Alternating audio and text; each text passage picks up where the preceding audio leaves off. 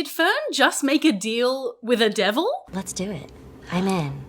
I'll take his hand. Hello everyone, my name is Luna and I'm here to catch you up on everything that happens in Critical Role, so make sure you are subscribed so you never miss a breakdown. We're almost at 20,000 subscribers, which is kind of wild. We pick up with the group taking a short rest following their fight with a devourer last episode, and they take some time to sort of check in with each other and just see where everyone's at, and in particular FCG asks Orym if he's planning on staying in Zephyr once they find his sister.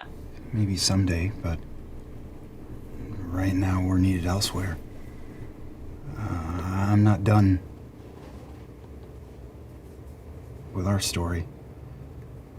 Whatever that end is. Can you imagine if Orym had said, like, yes, he is planning to stay in Zephyr after he told FCG not to go with Frida because the group needs him? I am intrigued, though, to see how Orym's trajectory is going to change or be impacted by this week's episode because, spoiler alert, they do end up finding his sister. And I'm wondering if that kind of time spent with family and sort of remembering what's important is going to be a little bit redemptive for him, since he has given up somewhat on sort of trying to remember the humanity of people, or is it just going to make him sort of like hardline into that even further of, I have to do anything at all to protect my family at any cost. So Bells Hill sort of go around the group talking about how they're all doing, and we get some cute Modena content.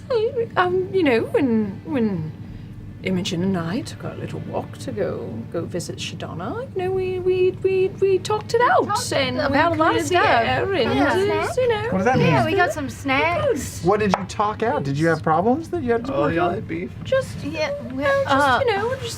kind of. I apologized, which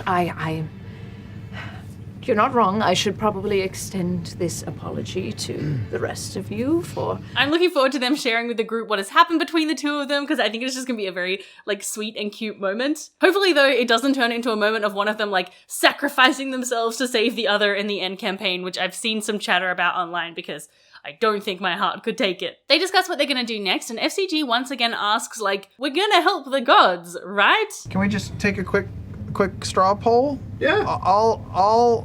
Everyone in favor of the gods, raise their hand. Oh boy. Well, let's keep going. All those opposed, raise your hand. All those not sure? Undecided. Well, that's Yeah, it's and that's the problem. It's. I feel like we need to figure this out. everybody. What was your vote? You didn't really just vote kinda for drank. it. Did you abstain from the vote? I'm abstaining. You got to work in this governing body. You're abstaining from being undecided? Yeah. Ashton said something that really struck me in this moment. Since there was life before them, there is life after them. Because, we know that this is not true, right? Yes, there was life before the gods created their own. The primordials were on Exandria, but life as the people of Exandria, currently know it, did not exist. It was created by the gods. Although, having said that, the gods purposefully concealed the truth about Predathos. What else might they be keeping secret? So I broke my own self-imposed rule that I don't browse too much Critical Role content on Reddit because Reddit sure can be Reddit. But I came across a discussion about how some critters were feeling very annoyed that the group keeps questioning whether or not they should help the gods. And I'm really curious to know how all of you are feeling about it. It is true that the gods have actively helped the group. The Changebringer has started to help FCG, the Wild Mother has blessed Orym's sword, and Laudna herself was brought back with the power of the Everlight as channeled by Pike. However, for almost all of them, apart from FCG, they still feel really disconnected from the gods and generally have to do a lot of things, themselves. Part of me wonders if they might have all made god ambivalent characters with the knowledge that this campaign would touch on the nature and role of divinity in Exandria. I don't think it's too much of a stretch to say that Matt might give them an idea of some of the themes that he's interested in exploring before they set out on the campaign so that they can make characters that work well within those themes. That's what every good DM should do, really. And I think it's also important to remember as well that sometimes the characters, they don't have as much information that we might have necessarily, and especially depending on their upbringing or where they are brought up. We have access to the wiki, to hundreds of hours of footage to review, to knowledge about previous campaigns where the gods played a really, really significant role. The characters don't necessarily have that knowledge. Yes, they know that the gods actually exist, they've acknowledged that many times, but the impact that the gods have on their day-to-day life is very different in how they perceive them versus what we know about the world. Anyway, that was a bit of a tangent. Let me know what your thoughts are in the comments. Okay, so circling back to the conversation.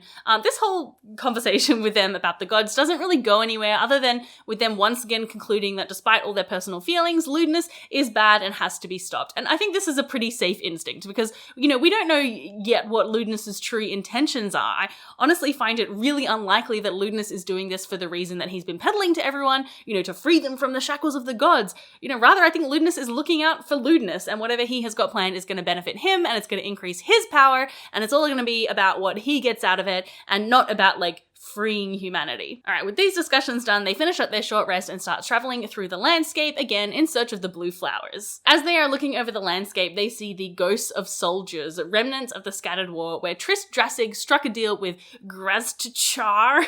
That I always trip over that word. The demon prince of indulgence, a lesser idol who granted Drassig terrible powers to help him in the war. However, the opposing forces of Xanteldore were too powerful and he was defeated, but not before many died. These spirits are still walking the lands, images of history forced to relive itself.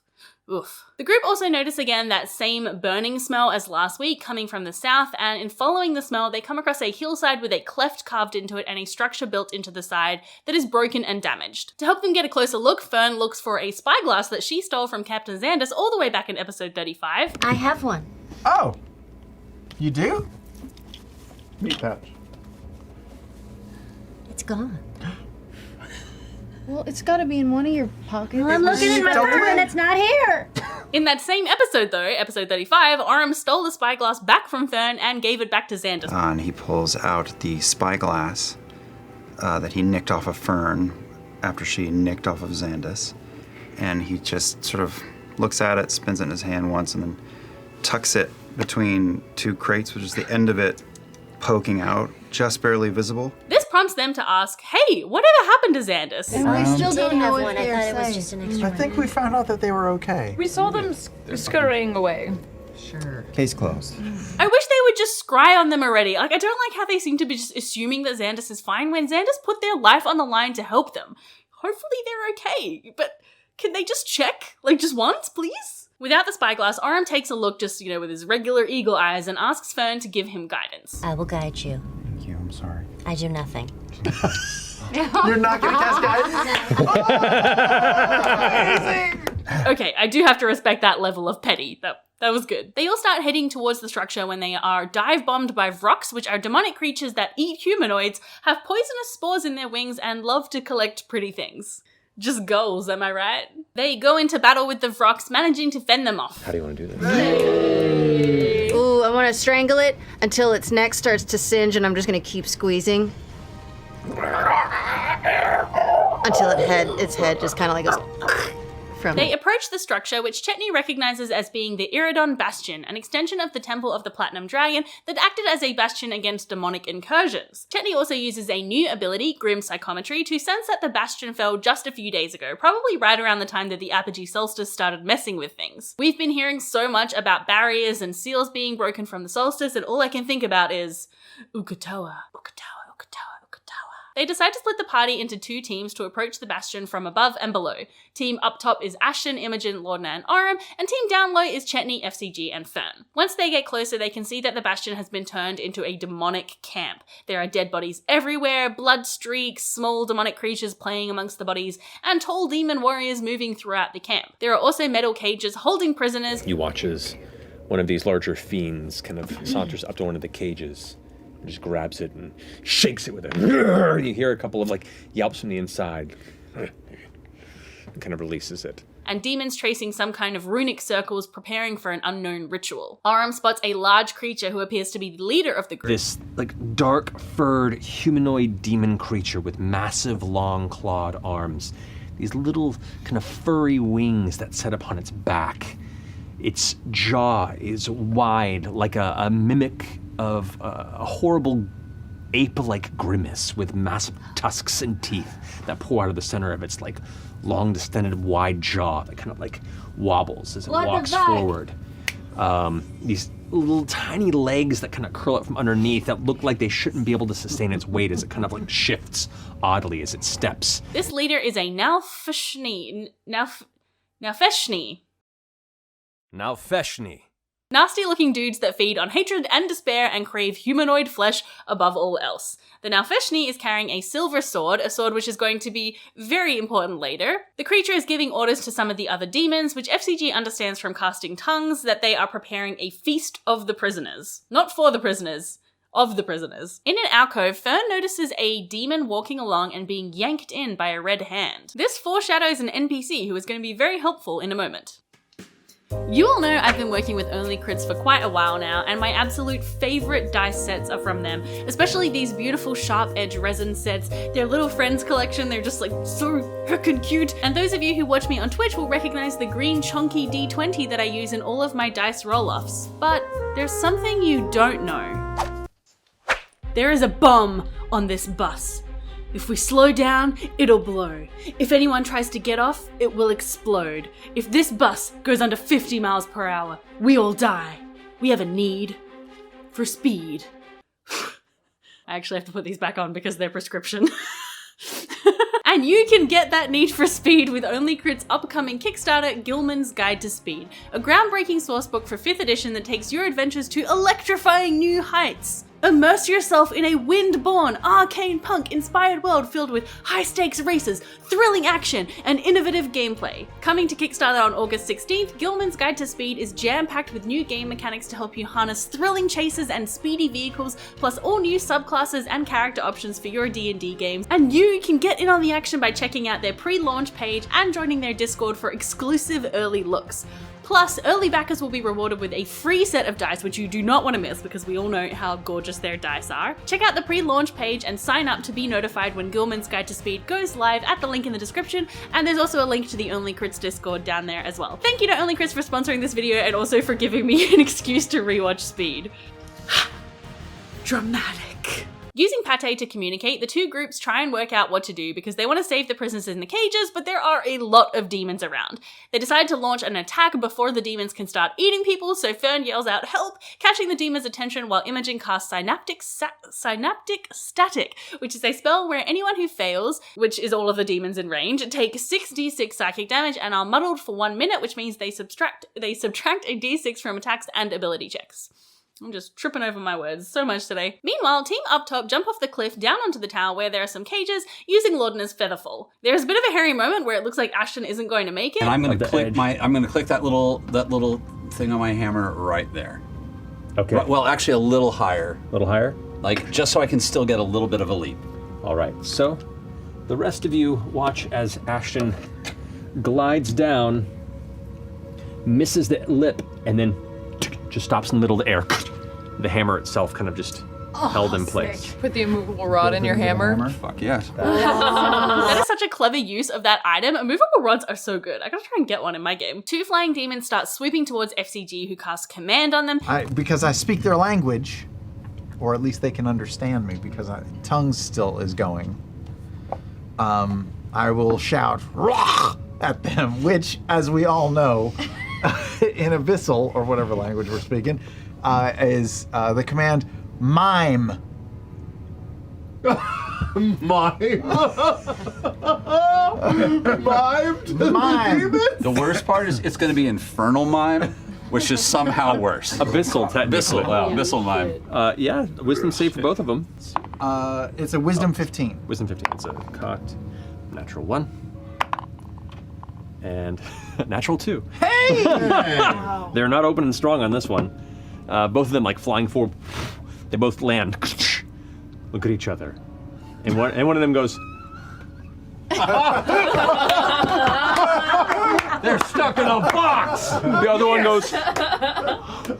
It's windy. It's real windy. I'm definitely going to use that command in my next game. I got that spell. Well, with that miming, we officially kick into initiative. This was a huge fight that took almost 3 hours, so I'm not going to do a round by round, blow by blow. I really recommend checking out critrole stats if you're interested in that, but I will give you some highlights. Aram, Laudna, and Ashton focus on trying to free some people from the cages, with Aram and Ashton attacking the surrounding demons, and Laudna picking the lock with a natural 20. As you approach in your full form of dread. As you just kind of like clamber down the side of the cage and up to the edge of it, they're both. I'm a good guy. I'm gonna eat your guts. You get down quickly, picking the lock, and you catch some of the tumblers, but like, there's the last one you can't quite get, and you realize you just don't have space for your long bony finger. And you kind of pull it, and then tink, it unlocks, and you pull the latch off. Fearne and FCG move towards the figure that Fearne spotted. A moment passes, and you see a figure begin to emerge from that dark bit of shadow, kind of hiding along the rock. You see a humanoid, not larger than any of the largest of your crew, but you see this kind of deep red skin. You see a mane of kind of like gray, almost like a lion-like mane of hair that meets with a beard, and these handlebar-like horns that curve to the front.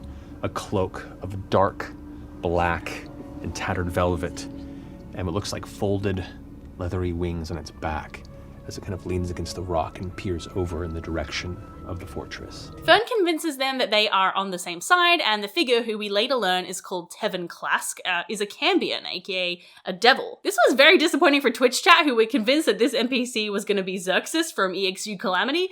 That would have been really fun, but can't always get what we want. So, a quick lore lesson on the differences between devils and demons. So devils and demons are both grouped under the term fiends, but they are actually opposing forces. Devils are from the Nine Hells, and they are essentially lawful evil. They have regimented armed forces, they sign devilish contracts, and they're all sort of about like order and precision. They are ruled by the Lord of the Hells, Asmodeus. Demons, on the other hand, are from the Abyss and are essentially chaotic evil. They do have leaders and hierarchies, but they're much more chaotic than their devilish counterparts. The Chained Oblivion, Tharizdun dreams the demon hordes into being from its shackles in the Abyss. Razit, who gave Trist drastic powers during the Scattered War, is a demon prince of the Abyss, so that's kind of how there's that connection there. The fight continues, and the Cambion, Tevin Clask, joins in, revealing that he is a paladin by using Divine Smite. You know what? Actually, he's going to go ahead and expand a second level slot to Divine Smite that. Devil Pally. Aw, Travis is in love. Imogen casts minute meteors, shooting some towards the Nalfeshni and drawing its ire as it lands 3 attacks on her. That is going to be a 24 to hit. Oh, no! Yeah, that hits! 26 to hit. Fuck your monster. And a 27 to hit. It all comes around now. All the bad rolls come around for his round. You're gonna be fine. I am just paper. You're gonna be fine. I have less health than Laudna, and she looks like a stick. Let me look. Imogen has very little health left, but she and Laudna manage to get away off the cliff using Laudna's Featherfall again. However, they are attacked by a Vrock and... 37 points of piercing damage. I am unconscious. It is currently chewing the no longer moving body of Imogen within its jaw. Oh, boy. You gotta get her out of... While this is happening, Aram attacks the Nalfeshni with a disarming attack, getting him to drop his sword, and Chetney picks it up. At the end of your turn, a voice seems to push into the back of your mind. Rise in glory. Take what you've taken, and together we will do great things. Oh my God! Yes! Not another one! Yes! Why you? Why every fucking time? But it seems like a good guy sword. That's right, it is a sentient sword, the third that Travis has had in Critical Role, the first being Craven's Edge in Campaign 1. You hear coming out of again. Coming out of the ether, a gentle, low, velvet voice caresses the inside of your head, saying, "You are you to be my wielder. What the shit? Speak your name, warrior." Grog. Warrior Grog, have you taken up the blade of Craven Edge? Is that what this is? And the second being the Sword of Cass, also in Campaign 1. You concentrate on the cold metal of the weapon. A different, but still familiar sense creeps in. Oh no. I get the sense this isn't the first time. Wait. Well, What? you always remember your first. I also sense we have a similar goal. I mean, could you be a little bit more specific?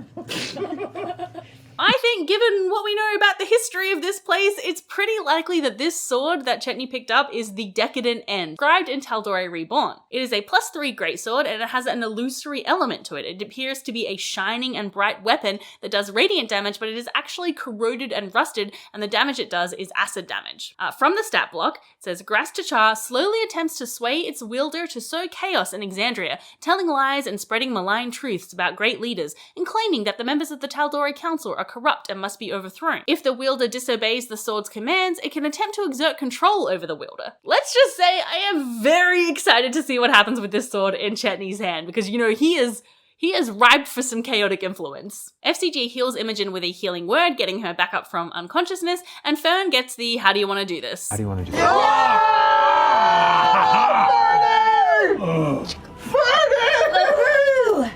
All right.